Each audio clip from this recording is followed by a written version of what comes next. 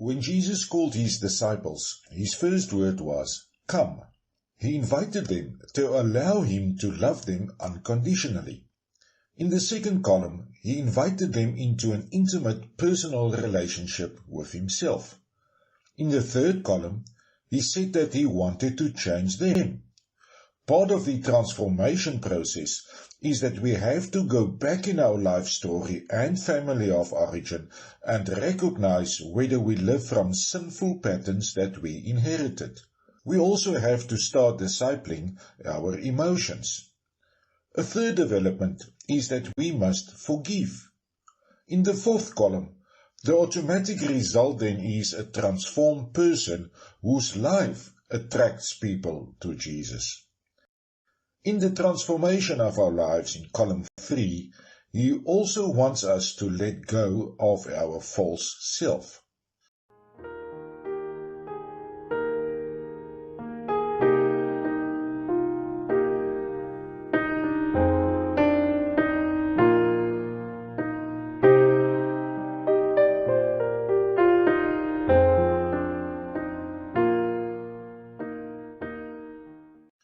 Augustine said, "How can you draw close to God when you are far from your own self?" And Teresa of Avila, "Almost all problems in the spiritual life stem from a lack of self-knowledge." How does the false self develop? The false self is the person I became unconsciously as a result of my childhood, adolescence, and adult years. Every person is born with 3 legitimate desires. A desire to be loved and to enjoy safety and security. A desire to be accepted by others. A desire to realize my potential. But we all live amongst imperfect people, and therefore we receive imperfect, conditional love right through our life. There are different factors that contribute to the development of a false self.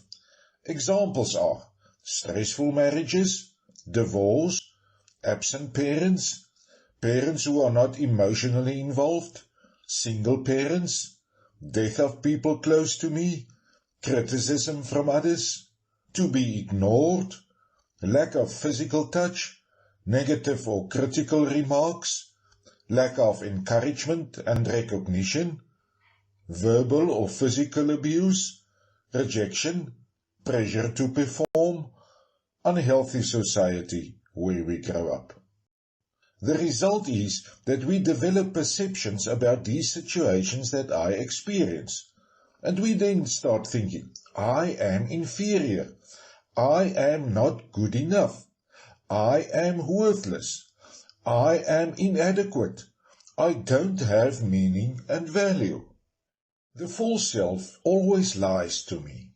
Because these perceptions cause me emotional pain, I try to relieve the pain by developing defense mechanisms.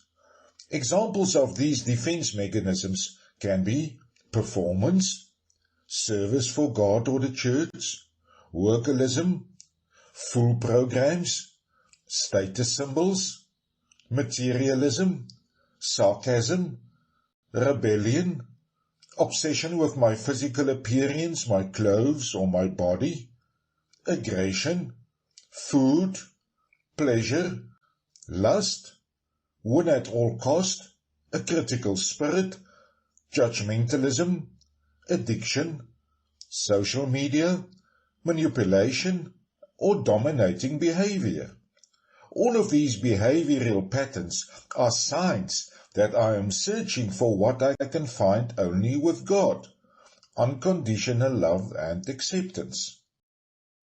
And the result is that in an attempt to relieve the emotional pain, I start wearing a mask, the false self. In this way, I try to protect myself against the pain.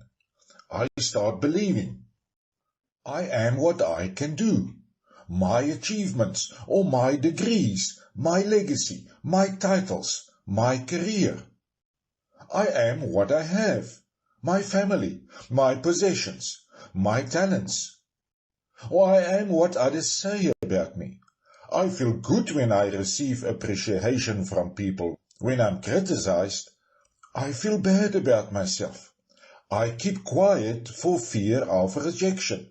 I fear criticism and rejection. So we are nowhere near the original version we have been created as. Our true self is locked away. We become a shy self, or a worried self, or angry, fearful, the critical, bitter, selfish, jealous, lonely, abused, or rejected self. The false self cannot receive and give love properly. We have to control to feel safe. We live in the past or the future, but not in the present. Because of fears, our relationships are under pressure. We need to be validated and affirmed. We live shame-based lives. We struggle with anger and disillusionment. We start to base our value on wrong things. We seek love, security, self-regard, and the realizing of ourselves in the wrong places. I am not even aware that I live from my false self. It's a false identity. It figurates below the water, like the biggest part of an iceberg is below the water. It is invisible for others and even myself. But my visible behavior above the water clearly shows this distortion. It is visible in the emotions I experience because of my frustrations, my anger, fear, anxiety, pride, lust, greed, bitterness, apathy, jealousy, and feelings of depression is a telltale sign that I live from my false self. The effect of my false self is that it becomes a replacement for God's unconditional love. I live from this false self and not from my unconditional belovedness. My negative emotions that can be summarized as anger, fear, or sadness limits my ability to hear God's voice. It blocks my spiritual growth. It slows down the spiritual transformation that Jesus wants to bring in my life. And ultimately, I'm not glorifying God. I become a slave of counterproductive behavior. And this behavior spills over to people around me. I bleed on people who did not cut me. Until we become aware of our wounds, we stay professional fakes.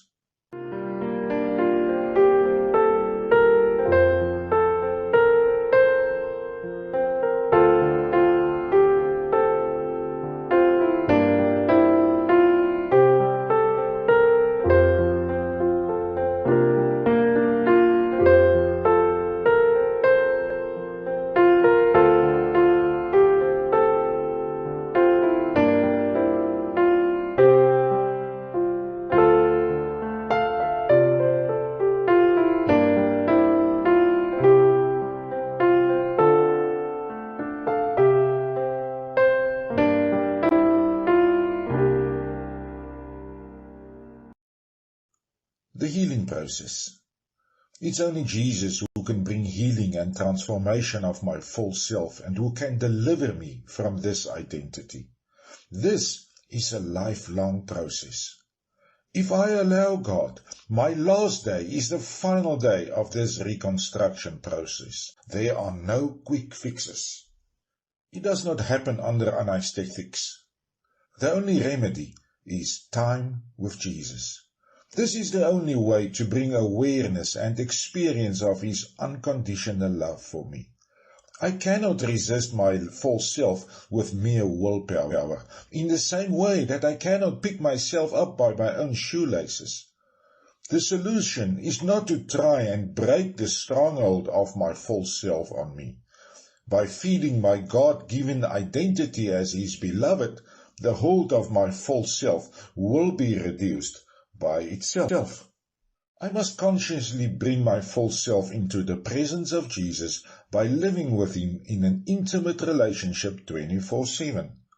I have to live slower so that I can listen to him.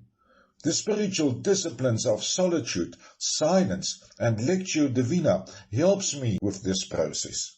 This is why Jesus invites me. Come with me.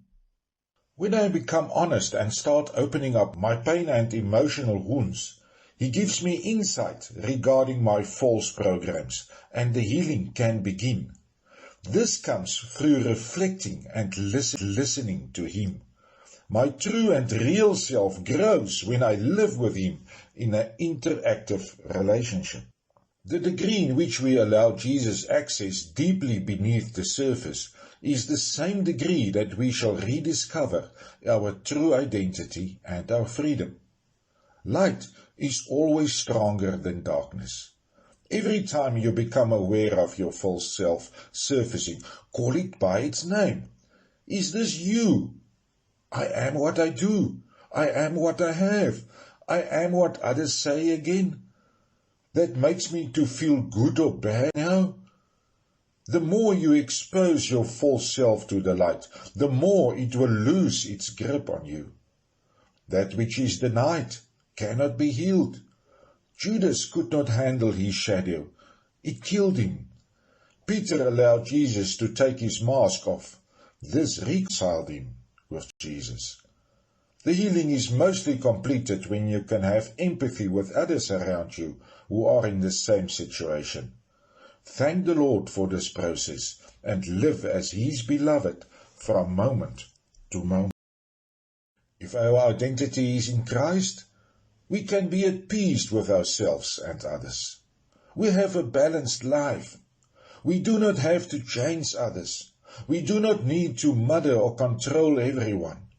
The defense mechanisms fall away. We have permission to be weak again, and we are teachable. The desire for intimate relationship with God increases. We realize our belovedness in all our thinking and behavior.